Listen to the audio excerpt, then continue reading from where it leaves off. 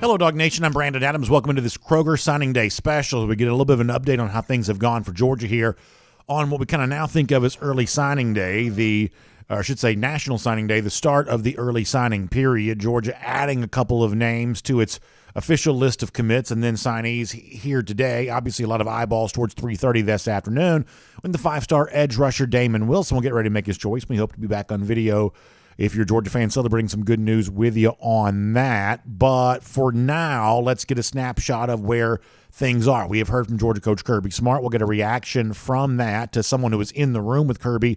Our Dog Nation colleague Connor Riley going to join us here in just a moment for reaction from Kirby Smart from Athens here on National Signing Day. But if you've been kind of out and about and you kind of want to know what the new news is, for the most part, every signing, I think minus two, that Georgia was expecting to get here thus far, it has gotten. So no real drama thus far in terms of the commit list of who has signed with Georgia, including Bo Hughley, by the way, the offensive lineman who had taken some high-profile visits, including to just Colorado a couple of days ago, and obviously Auburn a lot throughout the summer. There had been some chatter there. Hughley does make it official with Georgia, and he, along with almost all the other commits, have done the same thing here thus far.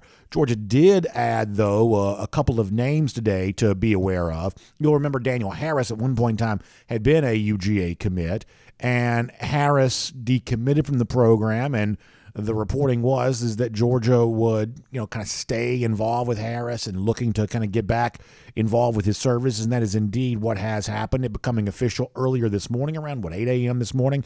Harris committing to Georgia, would later sign with UGA, so Georgia getting back involved and winning with a prospect that at one point in time seemed like it might be losing with. Harris decommitted from the program, but landing back in the class as many expected him to do. And Georgia also staying busy when it comes to defensive back recruiting today as well. Kyron Jones may be a name that you've become more familiar with over the course of the last couple of weeks. Jones took an official visit to UGA prior to the start of the dead period not too long ago, up until recently, up until this week. Jones had been a commitment to NC State and ironically had been committed to NC State as a running back, and yet Georgia has shown interest in him as a defensive back. And so apparently the pitch to Jones from Georgia was the winner here, because Jones, after decommitting from NC State a couple of days ago, has now landed officially as a part of this Georgia 2023 class. And I want to show you something on the screen there as it relates to Jones. You see the specs on him, 6 foot, 193 pounds. That 6 foot number, I think, has been important for Georgia and will continue to be important. That when you're evaluating guys about where they're going to play, what they're going to be able to do, it almost seems like the ride at Disney World or something, that you have to be at least this tall to ride this ride. Well, 72 inches is about what that is for Georgia right now, the defensive back position.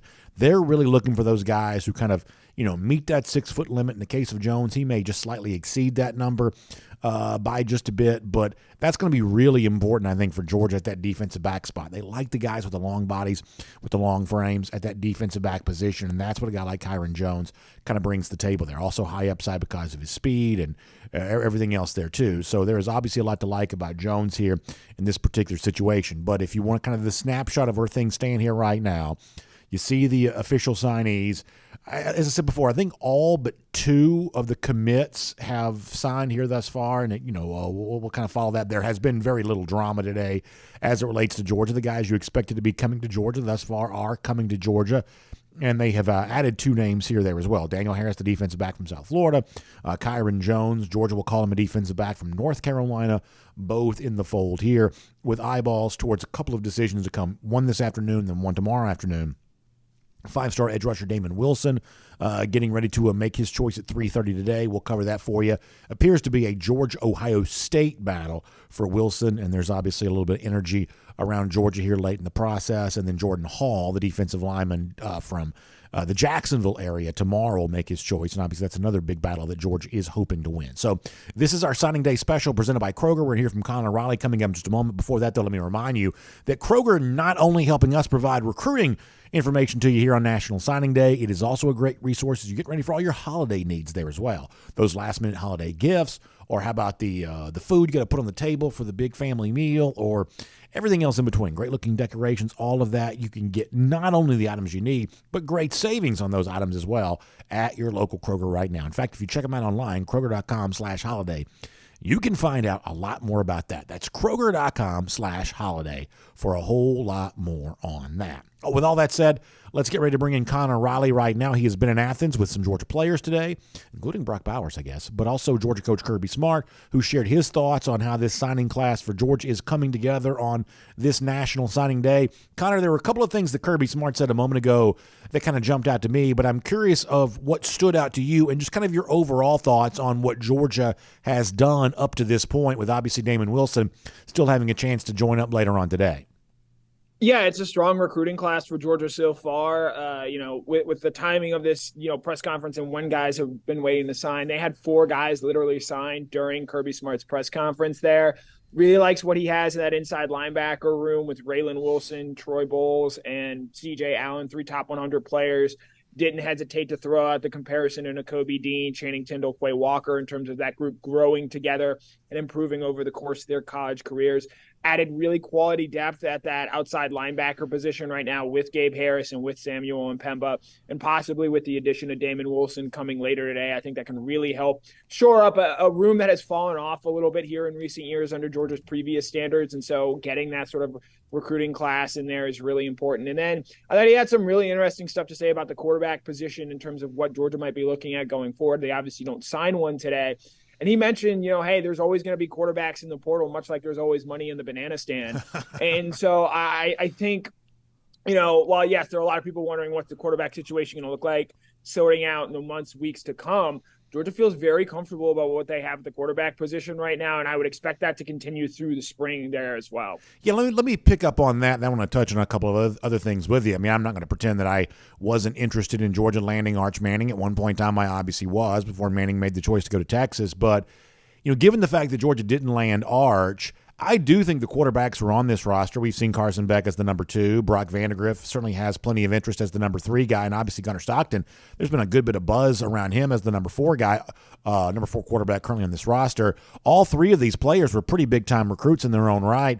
I guess in a roundabout way, Connor, I do believe they've earned their right to compete for this job. And, between the 3 of them, you would like to think that you could find a capable starter from this group. And obviously Carson's been the backup, but in the future of Georgia football, I wouldn't count out certainly Gunnar Stockton in this, and I wouldn't count out Brock Vandagriff either.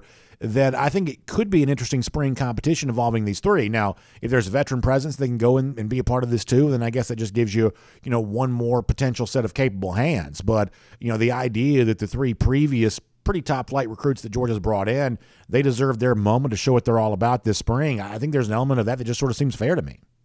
Right. You look at the improvements Stetson Bennett has made each year under Todd Monken. I don't know how you couldn't be excited about what guys who have more natural tools in Carson Beck, Brock Vandagriff, and Gunnar Stockton could do. Again, next year is going to be Carson Beck's 4th year in Todd Monken's system. So he's got familiarity there. And I think even this year, we've seen him make improvements in the small sample size that he's gotten to go out there and play. Kirby Smart talked about that, the importance of having Todd Monken around and having him continue to be the offensive coordinator there. I think that does play a big factor in the way that this quarterback recruitment has factored out here in the 2023 recruiting cycle. Let's also consider the fact that they have a quarterback already recruited in 2024 in Ryan Puglisi, and Dylan Raiola is out there and available right now, and he is, in my opinion, as talented as any quarterback in this current recruiting cycle. So while, yes, that might grab the attention of some, I think Kirby Smart has shown the work to back up why he feels so comfortable about the Georgia quarterback situation going forward, and why they ultimately, again, they swung big for the fences there with Arch Manning and could have, I think, maybe prioritized lesser recruits or lesser prospects in there. But Georgia feels very good about with where it stands right now with its quarterback situation, not just today, but going forward as well. A couple of things that stood out to me about Kirby there as well, and you kind of touched on this a moment ago. Kirby made it very clear that the outside linebacker depth at Georgia has not been what he wanted it to be, and obviously they've already taken steps to address that. I heard that Gabe Harris had a very good senior season. It seems like he's had some real praise that's come his way, and obviously we know what kind of player Sam Mpemba can be, and then you start thinking about the chance of adding a Damon Wilson later on today. To hear Kirby Smart articulate so clearly that they wanted to get better at the outside linebacker spot, and I would say in this class they've already done that with a chance to add to that. Interesting to hear Smart be so clear in his message, I thought. Yeah, I think there's no hiding from it. This position has not been well recruited for most of the past couple of years. We can obviously talk about the 2020 cycle where Will Anderson and BJ Ojolari were both guys that wanted at different points to come to Georgia. They ultimately end up going elsewhere. and developing into really strong players, while Georgia has not seen that same level of development from MJ Sherman. In 2021, they bring in Chaz Chambliss, who is a nice player, but he is not, I believe, a difference maker at that outside linebacker position. And so right now, entering next season with Nolan Smith and Robert Beal heading off to the NFL, they're placing a lot of eggs in the basket of Marvin Jones Jr., who's been battling and dealing with some injuries right now. And I'm not sure how healthy he's going to be for the entire offseason, as he might have to have some of those injuries cleaned up. And so you're going to need available bodies, the guys that can come in and make an impact. And while Mpemba's maybe a little bit more raw of the guys that they have signed right now, and I would lump in Damon Wilson should he ultimately elect to sign there. When you bring in a guy like Gabe Harris, who has played at IMG Academy, when you bring in a guy like Damon Wilson, potentially, who's as talented as any edge rusher in this country, you bring in guys who can give you multiple looks and do multiple things for you right away while still growing into the every down player that we eventually saw Nolan Smith become in his Georgia career. Connor, is there any reporting on the, I guess, 2 commits that haven't signed as of yet, at least as of the time we came on the air? I don't believe they'd signed. Raymond Cottrell being one, Merriweather, the defensive back, being the other. Do we know anything about, why I guess they are, not yet officially signed? Not yet, although I will note about 15 minutes ago, Cottrell was tweeting at Travis Hunter saying, hey, come join the program. So, that's interesting. I don't know which program maybe Cottrell wants Hunter to join, but right now, Raymond Cottrell and Jamal Merriweather, the offensive tackle out of Brunswick, Georgia, are the two unsigned commitments in this class. Kyron Jones is officially in. Daniel Harris, who committed this morning, as you touched on the top of the show, is also in at this point. Let me ask you this there as well, and I want to fast forward to Thursday for this for a moment. It's been kind of an odd day for Florida. The last couple of days have really been pretty odd for Florida on the recruiting front for a number of different reasons.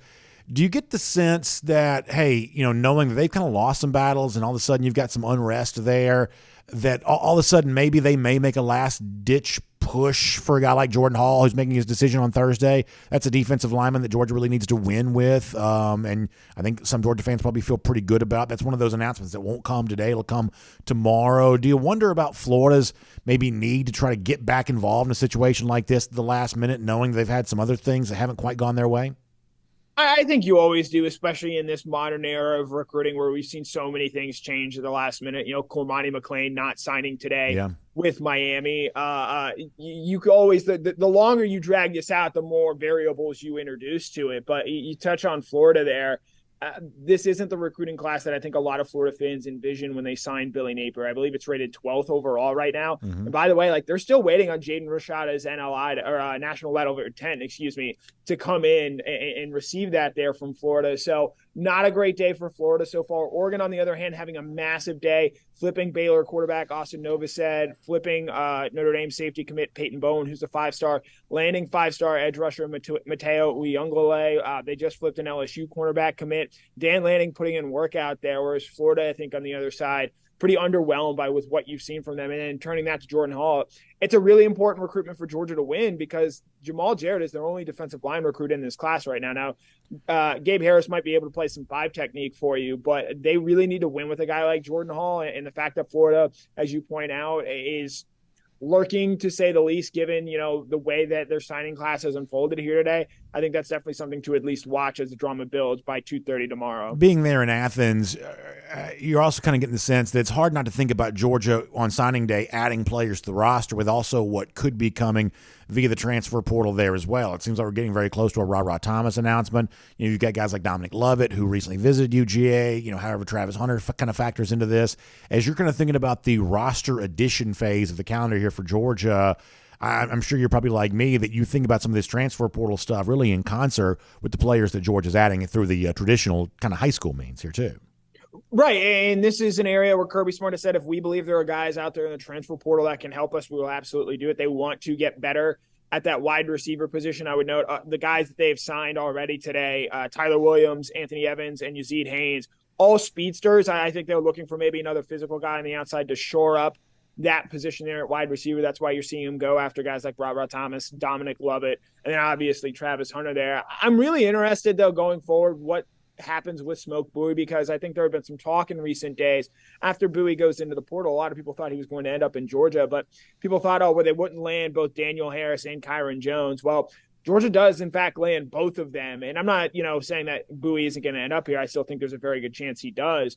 But the number crunch there starts to get really interesting in terms of who goes where and how that affects the numbers. While I do think Bowie is able to play a little bit more safety and will be able to help earlier than, say, Kyron Jones will, I think it's interesting to just see Georgia, hey, we'll take Kyron Jones, who's a developmental prospect. We'll take Daniel Harris, who is as high in upside, I think, as any corner in this class, along with the fact that we know a guy like Dion Bowie is still out there for us to take as well. Yeah, keep in mind there is no 25 limit anymore, as you're obviously very well of, Connor, but the 85 still counts. And you got to figure out some way to make sure you stay underneath that number.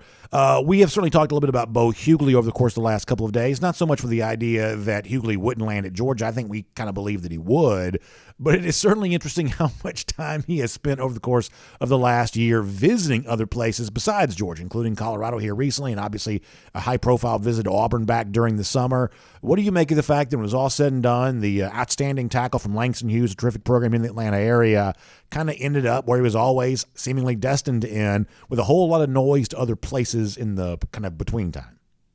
Yeah, I think it speaks to the fact that Georgia always wanted him and saw value in him. There's maybe another time where they would have been, hey, like, if you don't believe what Georgia is about, then you can maybe go find someplace else to play. But clearly they value Hughley's skill set, massive offensive tackle. There just aren't very many guys on this earth that walk around with that size and athletic ability. And so because of the fact that he plays a premium position, I think Georgia was maybe a little bit more willing to say, hey, like, we understand you want to go take visits to Colorado, you want to go take visits to Auburn, see these places, see what they have to offer. You're still a priority for us here at Georgia. And that is why the much fanfare that was surrounding Hughley, certainly in the summer and then in recent weeks around Colorado, ends with him back in Georgia and just a relatively low-key signing for the top 100 overall player. All right, I want to say one thing to you, and then I want to give you one chance to kind of say what you want to say. I talked about this on Dog Nation Daily today, that to me it's kind of interesting that Georgia actually had more incoming signees practicing today than it did like new commits. When we kind of think of as National Signing Day, a day you add players, but Georgia actually has fewer players that will add today than players from this class that are already practicing for the program. And to me, it just sort of speaks to the fact that a lot of the drama, one way or another, has been kind of taken out of signing day. Now, that's not to say there isn't recruiting drama. Obviously, across the country, there certainly is some, and throughout the year, there'll even be some for Georgia. But it's interesting to me, Connor, how nuts and bolts all of this has been, where a lot of these players seem very, very intent to get their career started as quickly as possible and begin that development phase of their lives. Obviously, the overwhelming majority of the guys that Georgia signs will be early enrollees, and I think 9 of them in total are already practicing. I believe that's the number. You may correct me on that. It's just really interesting how much more this recruiting process for these players this year has leaned in the direction of get me on campus, get me better, as opposed to let me take my victory lap and have lots of ceremonies and shows and things like that. That doesn't seem to me to be what this class has been all about. Yeah, Kirby Smart touched on this today. I think there's a benefit now in college football in terms of the timeliness, the time crunch in getting these guys, even the 9 here that are already on campus. They're going to be farther ahead than some of the other early enrollees when spring practice starts. They're not running around looking like, where do I go? What do we do for flex? What time do we do inside? Things like that. They're already starting to get the practice schedule down. And you've seen some of the benefits this year already pay off. Guys like Michael Williams, Malachi Starks did this a season ago when Georgia was preparing for the national championship. So those extra practices, I think, end up helping guys get acclimated sooner. And to sort of use the 10,000 hours theory, it gets them closer to the part where they're more comfortable playing football and have a better understanding of what is going on within the game of college football. And because there is that time crunch and there is that benefit to getting your guys started earlier in the turnaround process of getting them integrated in your program, I think that's sort of the market inefficiency that Kirby Smart has tried to target here. Yes, you can chase after guys that might want to drag this out and delay their recruitments or want to play spring baseball or run spring track. But you also have to have enough guys out there that want to come in and get started early. That way that they, game 1 of the 2023 season are pretty comfortable throwing out there like Georgia was with Malachi Starks this past season. My last question for you, and you can take this wherever you want to go. You're a writer, as a headline writer. What's the headline for this 2023 class in your mind? Georgia just keeps doing it. I asked Kirby Smart about the national title bump in terms of maybe potentially seeing that, maybe helps with getting a few more national recruits' attention and things like that. But the reality is, this is the program Georgia has been for 4 or 5 recruiting cycles now, and that's not going to change going forward, even if I do think they start to rack up more national titles. I know more fans want to see that. I know fans want to see them sign the number 1 overall class in the country. But like, go look back at the 2019 recruiting rankings. I believe Alabama had the #1 ranked recruiting class in the country. Georgia had the #2 ranked recruiting class in the country. Go look at the guys Georgia signed in that class and how their careers have turned out so far, and then maybe compare that to Alabama. Georgia's done an excellent job of finding guys that fit their culture and their system and turning them into great players. That 2019 class, George Pickens, Nakobe Dean, Trayvon Walker, Nolan Smith, the list goes on and on. Warren McClendon there for guys on this team, Kenny McIntosh, who all weren't just 5-stars. They do a great job of identifying what their potential fits are. They're not going to win every recruiting battle. Justice Haynes, Caleb Downs, there are a handful of them in each recruiting cycle. But they do a great job of identifying guys that are going to fit their culture and come in and want to do the work right away. And because of that, I think they've done that once again with this 2022 signing class and are poised to continue doing what they've done, which is competing at a high level and possibly winning another national championship. At risk of breaking the format of this show, you've also spoken to some Georgia players here over the course of the last couple of days. Anything interesting coming out of this Peach Bowl prep stuff from what you've heard from guys like Brock Bowers today or going back to Smile Monin and those guys yesterday? Not too interesting. I thought Zion Logue had a really good point about defending CJ Stroud. Obviously a very talented player. He does not scramble to run. He scrambles to throw, sort of like Patrick Mahomes does more often in the NFL than some of his contemporaries. And the big thing in Georgia's mind trying to slow him down is getting an interior pass rush and rushing at him and getting in his face. Well, Georgia has the best interior pass rusher in the country in Jalen Carter, and he's going to be pretty motivated to go out there and show how good he is after the character assassination that Todd McShay committed. Mm-hmm. So I think it's going to be really interesting to see how Jalen Carter approaches this game and how he plays in it, given, I think, studying C.J. Stroud, what this Georgia defense has seen so far. Their biggest strength, perhaps, in terms of an individual is Jalen Carter and his ability to blow plays up from the inside. And C.J. Stroud's real weakness right now, if we can call it a weakness, is how he deals with interior pressure. So I think it's going to be really interesting to see how that plays out and what adjustments are made in terms of that. How about a final thought, Connor? Anything for the 2023 class, either what's yet to come with even Deuce Robinson potentially announcing in February, but next couple of days, what Georgia already has in the fold here. What do you want to leave us with as far as your perspective on how this is taking place for the Dogs? Yeah, I wrote about this morning in sort of comparing Georgia and Ohio State. Obviously, they're battling it out for Damian Wilson, who will announce at the 3:30 hour. And you look at those two recruiting classes. Ohio State's #4 in the country, as last I checked. Georgia is #2. And they're really just building on their strengths. 7 of the top 8 commitments right now for Georgia are on their defensive side of the ball. Ohio State, 4 of their top 7 commits are pass catchers. They're doubling down on what makes them successful. But if and when Georgia lands Damian Wilson, as I think we both expect them to do so, that's another little blow to Ohio State. I know you touched on the tone and tenor around this Ohio State game this morning from the Ohio State fan base perspective. If they lose this Damian Wilson battle and then they go out and they lose to Georgia in a way they sort of similarly did to Michigan in the last 2 seasons, I think it's going to be really interesting to see how Ohio State is viewed going forward, still despite being a wildly successful program. But then you have Georgia just continuing to double down and betting on what it does. Again, they don't have a quarterback in this class. They have 1 running back commitment who is not Justice Haynes, who a lot of people thought it was going to be. And yet they are still just betting on doing things with defense and doing it very well on defense. And after signing a loaded class with guys last year, they've done it once again this year. So Georgia betting on itself again in the way that it has been successful before. And based on what we've seen from the 2021 team and the 2022 team, I don't think we have any reason to really doubt the direction that Kirby Smart has gone in terms of building out this class. Connor, great stuff. Look forward to reading a whole lot more from you at DogNation.com. Thanks for this update on what Kirby Smart said moments ago. We appreciate that. And as I said before, we'll look forward to catching up with you again very soon. Yep, as always, it was a pleasure. Good stuff there from Connor Riley, live from Athens, where Kirby Smart spoke about this 2023 signing class a couple of minutes ago. And, of course, this isn't our last time to be on video today, at least we hope.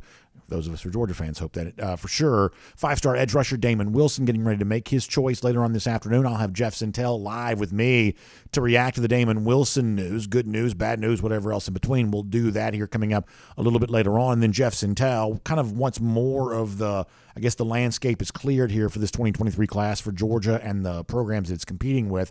We'll get some overarching recruiting thoughts at large from Jeff Sintel coming up then there too. So Dog Nation, the place you turn for your recruiting coverage. Kroger, the great sponsor who makes it all possible. We appreciate the privilege of being able to talk about this with you here today, and we'll look forward to doing it more with you later on this afternoon.